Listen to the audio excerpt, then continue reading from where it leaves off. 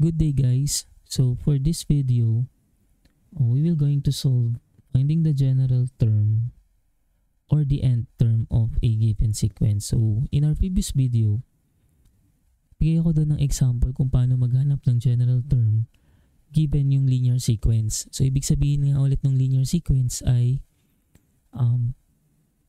nakita agad natin or nakuha agad natin yung common difference sa unang sa unang pag-take pa lang natin nung difference niya. Okay, so what if ganito yung given?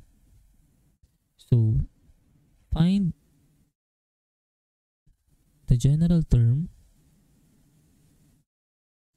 of sequence. Okay, ito yung given. So 1, 3, 6, 10, and 15. Okay. So, solve natin siya. Okay. So, una natin gagawin ay i-check muna natin yung common difference niya. Yun muna agad yung una natin gawin. Okay. So, 3 minus 1, that is 2. 6 minus 3, that is 3. 10 minus 6, that is 4. 15 minus 10, that is 5. So, kung mapapansin ninyo, wala siyang common difference dun sa unang pagkuha natin ng difference, no? So, hindi siya pare-pareho. So, ibig sabihin, malinaw na itong given na ito is not a linear sequence. Okay. So, ang gagawin ngayon natin is susubukan natin kunin yung second difference, no? So, ayan. So, 3 minus 2, that is 1. 4 minus 3, that is 1. 5 minus 4, that is 1. So, ito yung tinatawag natin na second difference. Okay. So, ano bang ibig sabihin kapag meron tayong tinatawag na second difference?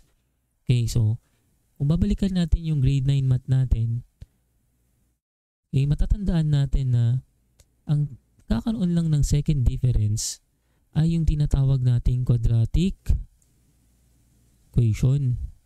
Or in this case, so this is an example of a quadratic sequence. Okay. So kanina, or dun sa previous nating example, okay, ang binigay natin dun is an example of a linear. So this time quadratic. Okay, so balikan lang natin yung quadratic since grade 9 nyo pa to naaral. So when we say quadratic, that is in the form of ax squared plus bx plus c equals to 0. So ito yung standard form. So mamaya, ito rin yung makikita natin or may encounter natin. Okay. So next natin gagawa tayo ng table of values. So same pa rin yung procedure. So we have n and a sub n. Okay. Ayan. So, drawing lang tayo ng columns. Mga 5 columns lang. Ayan. Okay. So, alam naman na natin na yung n is the counting numbers. So, it's 1, 2, 3, 4, 5. And then, yung a sub n is yung term. No? Doon sa, na yon, doon sa sequence na yon. Okay. So, ito ay, first term is 1. Second term is 3.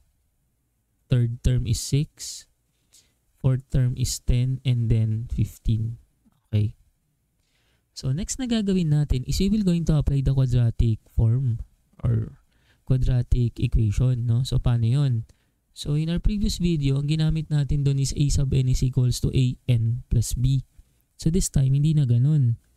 Ang gagamitin na natin ngayon is magpo-form na tayo ng 3 equations by using 3 pairs. Okay, so magiging a sub an squared plus bn plus c is equals to a sub n. Okay, so yun na yung gagamitin natin. So parang ito siya, no? Parang binase natin from the quadratic formula. Okay. So, kuha ngayon tayo ng 3 pair. So, unahin natin yung pinakamadaling pair, which is yung 1 and 1. So, for our first pair, so using 1 and 1. Okay, we have, substitute lang natin. So, magiging A is unknown. Okay. N is 1 squared plus B is unknown. But N is 1 plus C is equals to 1. So, bakit 1? Kasi A sub N natin is 1. Okay. So, simplify. It will become 1 squared is 1 times A. So, that is A plus B times 1. That is B plus C is equals to 1. Okay. Tawagin natin itong equation number 1. Okay. So, next naman. Okay. Using, dito na lang. Using second pair. Ito yung second pair natin. 2 and 3. Okay. So, using 2 and 3. So, this will become A. Okay. N is 2 squared plus B times 2 plus C is equals to A sub N is 3. Okay. So, simplify. It will become 2 squared, that is 4A, plus B times 2, that is 2B, plus C is equals to 3. So, tawagin natin itong equation number 2. Okay. And then, for our third pair, okay, so ito yun, gamitin natin yung 3 and 6. So, using 3 and 6, we have, so, substitute lang natin. So, magiging A, N is 3 squared plus Bn, N is 3 plus C is equals to 6 yung A sub N. And then we simplify 3 squared, that is 9A, plus B times 3, that is 3B, plus C is equals to 6. Tawagin natin tong equation number 3. So as you can see, we have, ito no, i-highlight ko lang. So we have 3 equations and 3 unknowns. So yan. So ito yung first equation. Then second equation. And then yung ating third equation. So ano yung gagawin natin ngayon dyan? So susunod natin gagawin dyan is solve natin yan using elimination. Okay. So gawin na natin. So gagawin natin is subtract natin. Okay. So dito na lang subtract equation 2 or equation 1 from equation 2. So, ibig sabihin, equation 2, ito yun, 4A plus 2B plus C is equals to 3. Then, equation 1, that is A plus B plus C is equals to 1. Then, subtract daw. So, kung subtract, lahat ng positive magiging negative, lahat ng negative magiging positive. So, magiging negative yan. Okay. And then, over, so solve na natin. 4A minus A, that is 3A. Then 2B minus B, that is positive B. C minus C, that is 0, so wala na yun, equals to 3 minus 1, that is positive 2. So itong nakuha natin tong equation na to, tawagin natin siyang equation number 4. Okay. So, ang gagawin naman natin is, next step na gagawin natin ay subtract naman natin, subtract yung equation 2 from equation 3. So, ibig sabihin, mauuna yung equation 3. So, ang equation 3 natin ay 9A plus 3B plus C is equals to 6. Then, equation 2 natin is to 4A plus 2B plus C is equals to 3. Then sabi, subtract daw. So, mangyayari, lahat ng positive magiging negative. So, ayan. Okay. So, solve na natin. So, 9A minus 4A, that is 5A. 3B minus 2B, that is positive B. C minus C, 0 na rin. And then equals to 6 minus 3, that is equals to 3. So tawagin natin tong equation number 5. Okay. So, ang susunod na gagawin natin, meron na tayong equation 4 and equation 5. So, 2 unknowns na lang siya. Isang A tsaka isang B. So, pwede na natin silang ma-solve. Okay. So, paano yung susunod natin gagawin? Okay. Ito. So, ang gagawin naman natin ay subtract equation 4.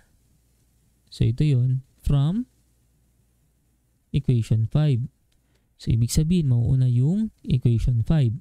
So, that becomes 5A plus B is equals to 3. And then, equation 4 is 3A plus B is equals to 2. So, sabi, subtract daw. So, papalitan lang natin lahat ng sign, no? To negative. Okay. So, magiging 5A minus 3A, that is 2A. B minus B, that is 0. That is equal to 3 minus 2, that is 1. So, we can now solve for A. So, divide both sides by 2. Okay, so your A now is equals to, cancel na yung 2, is equals to 1/2. Okay. So, kung napansin mo, meron ka ng value for A. Ngayon, we can now solve for B. Paano? So, substitute lang natin yung A equals to 1/2 in equation 4. So, ano ba equation 4? That is 3A plus B is equals to 2. So, yung A daw palitan natin ng 1/2. Okay, plus B is equals to 2. So, what is 3 times 1/2? That is 3 over 2. Plus B is equals to 2. Then, transpose sa kabila yung 3 over 2, it will become B is equals to 2 minus 3 over 2. So, that gives us B is equals to 2 times 2. Pag ganun, ano? Pakita natin. Okay, so that is 2 times 2. That is 4. Minus 3, that is 1. Okay. So, 1. Then, copy the denominator 2. So, your B is 1/2. Okay. So, may A and B na tayo. We can now solve for C. So, pinakamadali is using equation 1. So, using substitute, palit tayo ng kulay ng pen. Ayan. Ngayon gagawin natin, substitute A and B in equation 1. Okay. So, A and B in first equation. Okay. So, magiging A plus B plus C is equals to 1. So, A is 1/2. So, palitan natin yan. Plus B is 1/2. Plus C is equals to 1. So, 1/2 plus 1/2, that is 1. Plus C is equals to 1.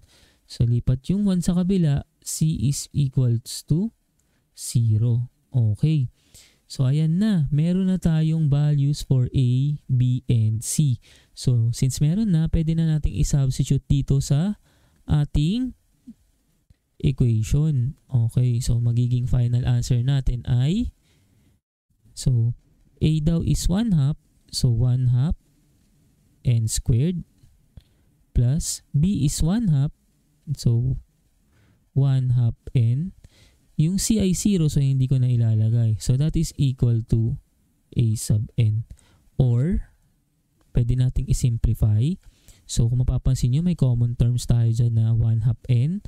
So, factor out 1/2 n. So, it will become A sub n is equals to 1/2 n quantity n plus 1.